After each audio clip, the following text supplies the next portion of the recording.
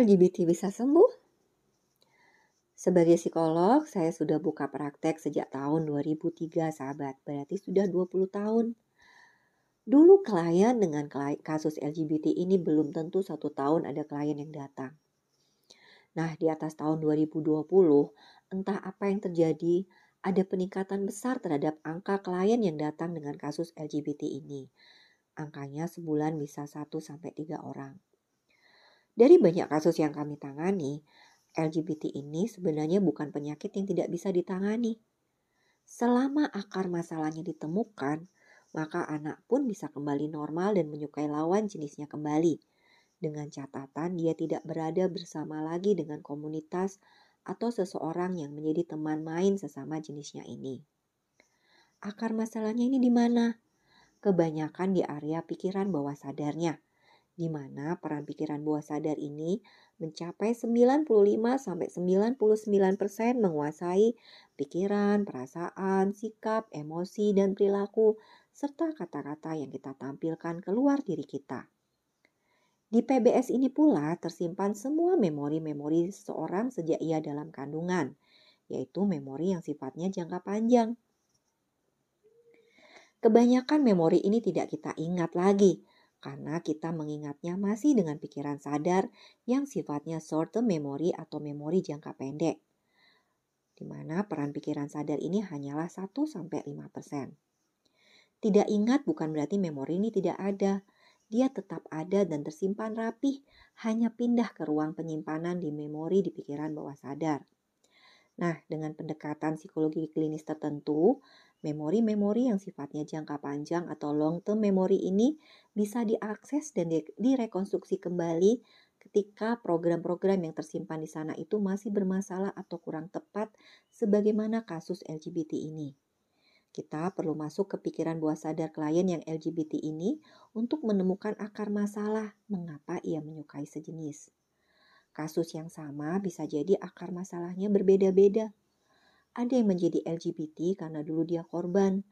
Waktu kecil pernah diperkosa oleh orang dewasa yang penyuka sejenis. Karena itu adalah pengalaman pertama secara seksual, maka terekam di pikiran bawah sadarnya, dan akhirnya ketika dia menjadi dewasa, maka dia pun berubah menjadi pelaku yang senang dengan pengalaman seksual dengan sejenis. Ada klien yang dulunya waktu kecil latihan berenang, dipeluk sama guru renangnya yang sama-sama laki-laki dengan penuh sayang. Rasa pelukan yang tidak pernah dia dapatkan dari kedua orang tuanya yang sibuk, maka dia jadilah penyuka sesama laki-laki saat dia dewasa. Ada anak usia SMA perempuan yang suka sejenis gara-gara iri dengan adik laki-lakinya yang sangat disayang sama mamanya. Adiknya gak mau makan, dibujuk-bujuk sama mamanya supaya mau makan. Sedangkan dia saat seusia adiknya gak mau makan, yang ada mamanya emosi dan menyeret dia ke teras terus dikunciin pintu. Sehingga saat mamanya bisa bersikap manis ke adik laki-laki yang gak mau makan ini, dia marah sekali. Karena luka dari masa kecil ini ternyata belum sembuh. Sehingga terucaplah kata-kata di diri anak perempuan ini. Enak ya jadi laki-laki. Sejak itu dia berdandan dan berperilaku seperti laki-laki. Dalam bahasa terapis, EP atau personality atau alter ego sebagai laki-laki pun muncul. EP laki-laki ini muncul dan kemudian mendominasi anak perempuan ini, sehingga preferensi atau kesukaan dia secara seksual mengarah ke perempuan. Karena dia merasa jadi laki-laki dengan keadaan EP laki-laki yang dominan menguasai dirinya ini. Kasus lain lagi, seorang anak laki-laki usia SMA tertariknya ke laki-laki karena dia merasa dirinya perempuan. Lagi-lagi, ini ada EP perempuan yang muncul dalam dirinya. Kapan munculnya? Saat dia di usia 3 tahun, mamanya mendandani dia seperti perempuan. Dibedakin, dikasih lipstik dan dipakein jilbab, dan mamanya tertawa terbahak-bahak senang karena dianggapnya lucu. Kesannya sepele, tapi peristiwa ini terekam di pikiran bawah sadar anak. Di lain sisi, dalam kesehariannya, mama ini dia tidak pernah memeluk dia dan jarang memperlihatkan kegembiraan. Sehingga dalam pikiran bawah sadar anak ada program. Saya jadi perempuan aja supaya menyenangkan mama. Mama bisa gembira dan memeluk aku. Banyak kasus terjadi LGBT karena keinginan orang tua terhadap satu jenis kelamin tertentu saat anak ini lahir.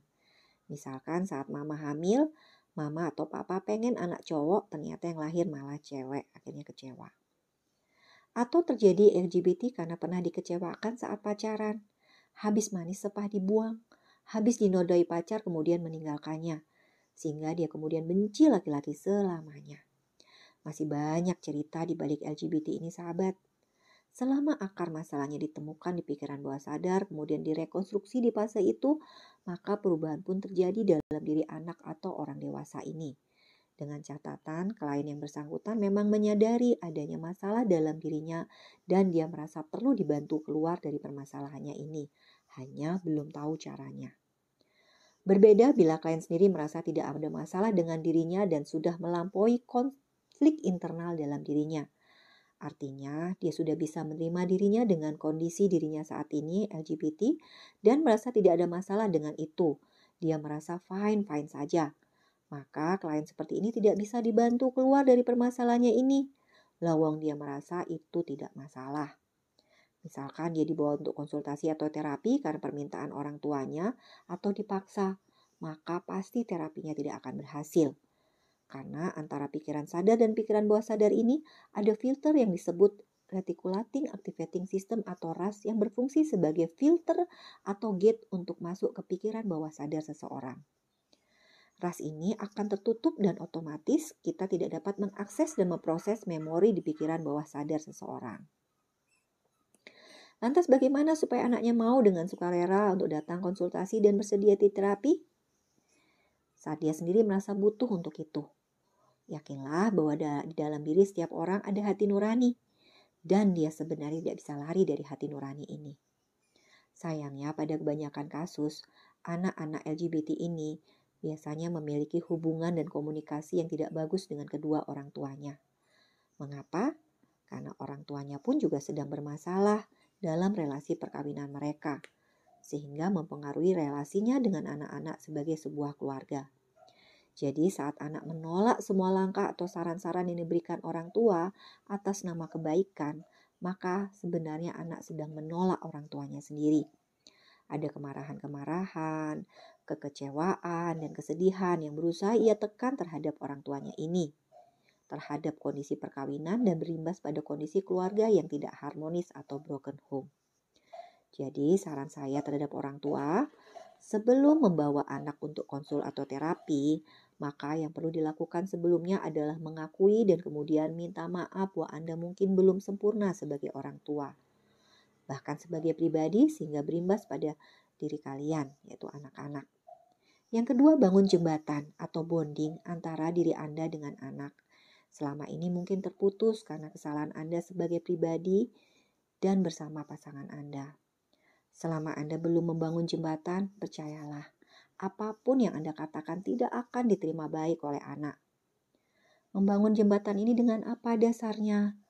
Tentu saja dengan cinta dan penerimaan diri sepenuhnya terhadap anak yang ini. Ini prinsip-prinsip yang dapat kita terapkan tidak hanya untuk kasus LGBT, tapi juga untuk kasus-kasus lain selain LGBT yang melibatkan anak. Selamat membangun jembatan. Salam sayang selalu dari saya, Sinta.